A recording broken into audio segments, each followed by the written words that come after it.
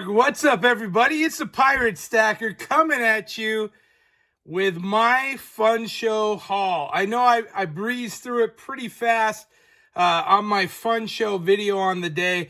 Let's take a closer look at some of the deals, and I did get some great deals out of this.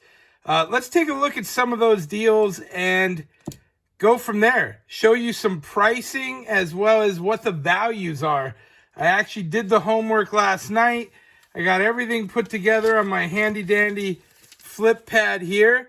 I know you guys like to know what the cost was and what the value was.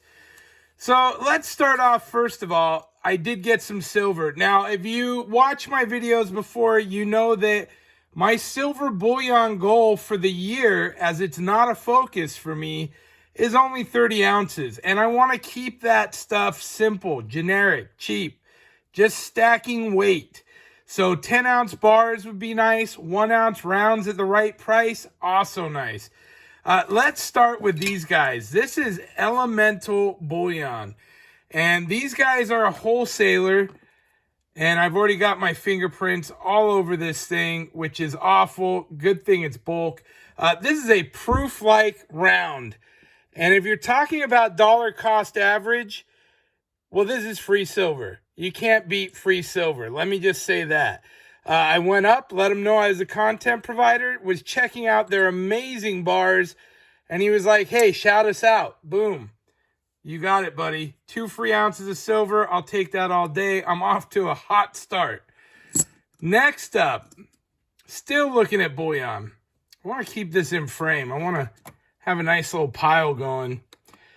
I found these guys, and these guys were cool because they're a bigger entity. I see their stuff on Facebook a lot. This is Silverback Precious Metals, also a wholesaler.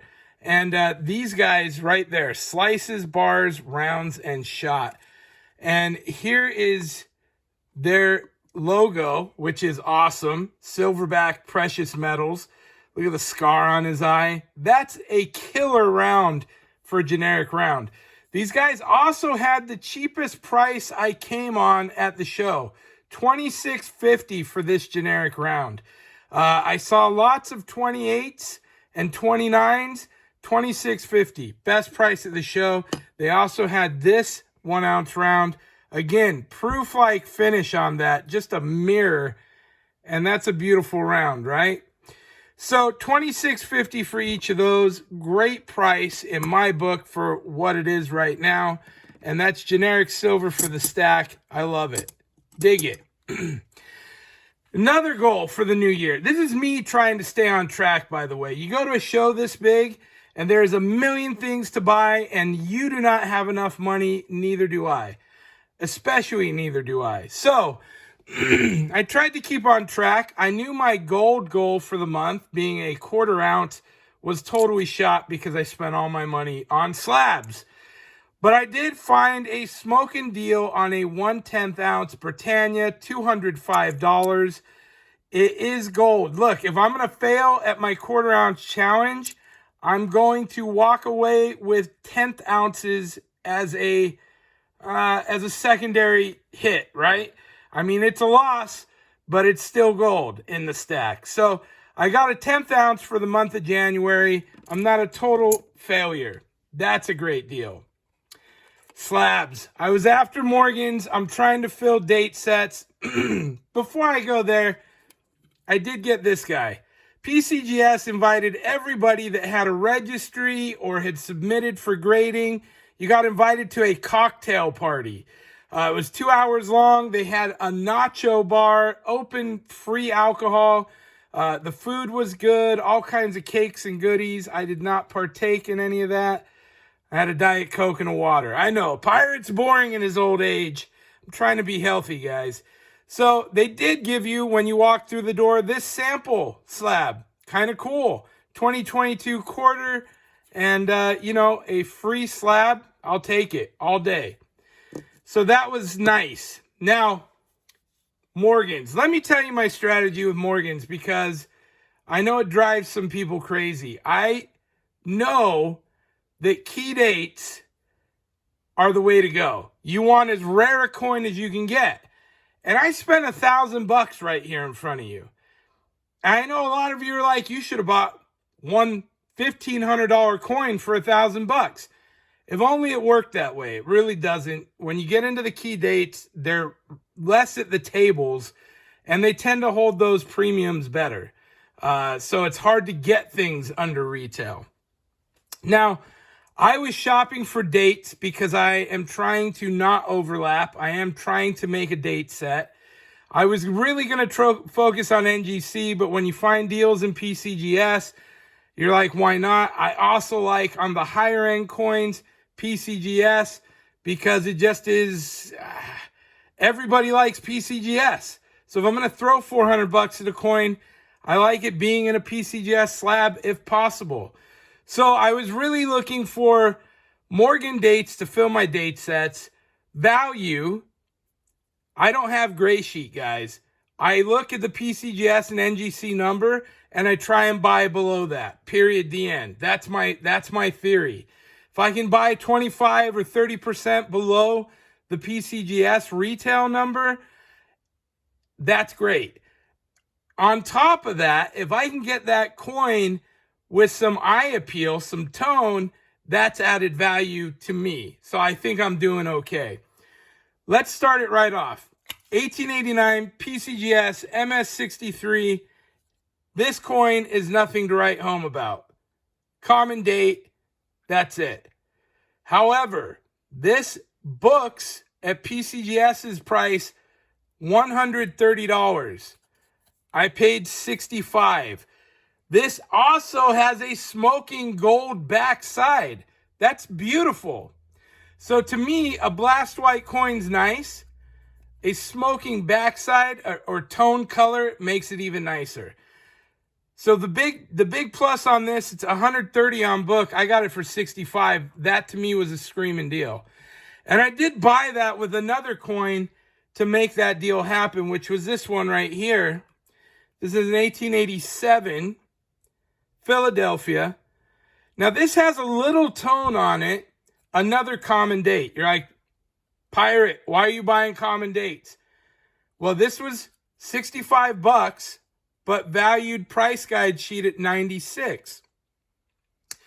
Not as good of a deal, but I bought these two together for $130, and together their retail is $226. So $130, no, that can't even be right. Hold on. 130 plus 96. Yeah, $226. I paid $130. No, that can't be right. Yeah, 130, 65, that's 55. 65, 96, that's 31. 81. 130. 130 plus 90, whatever that is. I did good. To me, it felt right. That's all I can tell you. My very first purchase of the show. This show is so big. You walk in, you've got to have a game plan. I had one. I wanted at least one CC. Now, this isn't a special date, but CCs are expensive and collectible. This is the one I popped on. 1884 NGC Morgan, MS63. It books at $460. I bought it for $350. Now, I know some of you have already told me, my friend Veritas Files pointed out, if it books at $460 and you were able to buy it for $350, that is not a $460 coin. It's a $350 coin. And that is true. Anything is worth what someone is willing to pay for it at that moment in time. Here's what you have to take into consideration. Not everybody is at a fun show with 700 vendors competing with the same merchandise, driving each other's prices down. Not everybody is at that place. To the open market, that coin is not a $350 coin. It's probably closer to a $420 coin. $460 is retail. Either way, I have meat on the bone on that CC in my mind. Hence, I bought it. Next up, 1885. Oh, now this one was kind of cool. If you notice, it's got one digit less, and it's got a little bit more of a whitish holder. It's still PCGS, but it is definitely an older slab.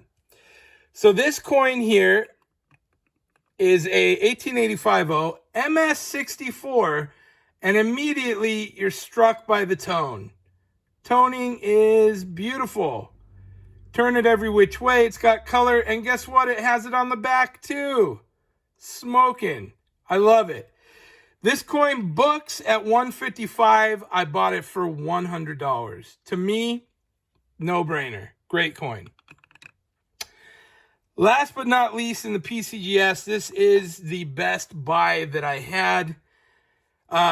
Barbers were tough to find. They were not everywhere like you might have thought they were. There was a lot of people buying them. And when you get into the higher end, finer grades, their prices are bonkers. The key dates, prices are bonkers. This coin, it looked like it was something I might be able to go after. Its PCGS pricing is $135. It's only an F15, 1911 Barber. It's in pretty dang nice shape. I bought it for $60. $135 is its retail. I bought it for $60. What does that mean? Does that mean that coin's only worth $60? Maybe. Right then and there, it was worth $60. Could I sell this coin for more? I'm certain I could. I'm certain there is meat on the bone, as I like to say. Moving on. And this is, just so you know, I looked all these up. I record my buy prices, and that's how I do it. So next up, this guy. Another coin I came across fairly early. MS64, 1900. Not a key date, but I thought it was a nice coin. It's an MS64. Backside's got kind of a lavender purplish color to it. It really is a pretty coin. This one shows its PCGS price at $155. Obviously, Annex does not command that kind of pricing. However, I've seen a lot of people crossing Annex over very successfully. This one I bought for $100. $100. MS64 1900 Morgan, guys. It's a beautiful coin. One of my favorites of the show, without a doubt. Moving on. Going to NGC. All right, I got an 1880 S right here. NGC MS64. Now, I am going for that full date set on the NGCs. I have more NGC Morgans than any other. This coin on NGC's site, $150. I paid $100 for it. And look, it's a good-looking coin. It has color. It really does have some nice color to it. And that's what drew me to it. At 2/3 of the price of what book value is, I think that's a beautiful piece. Next up, 1888. Oh, boom. This guy. It's in the wrapper. I should take it out, but I'm being lazy. It's an MS63, 1888. Beautiful toner again. And this guy, I gotta tell you what. I came onto this coin fairly early. Let me take this off. I came onto this coin fairly early. He wanted $135. He really didn't want to budge. And this is day one of the show, so I get it. I probably definitely overpaid on this coin. I saw it early, $135. I saw that $110 was its NGC price. And I was like, that thing is cool. It's beautiful. That's a nice coin. I needed the date for my set. And I ended up bargaining him down to $120. Did I win on that? Probably not. He probably won. But guess what? It's a beauty. I mean, the colors pop. In person, when I tell you it's colorful, the camera doesn't do it justice, but this is a beautiful coin. So that is the one coin I paid over retail. I know, I'm an idiot, but I'm impulsive. That's what it is. I'm a pirate. Next up, 1886 MS63, $110 coin.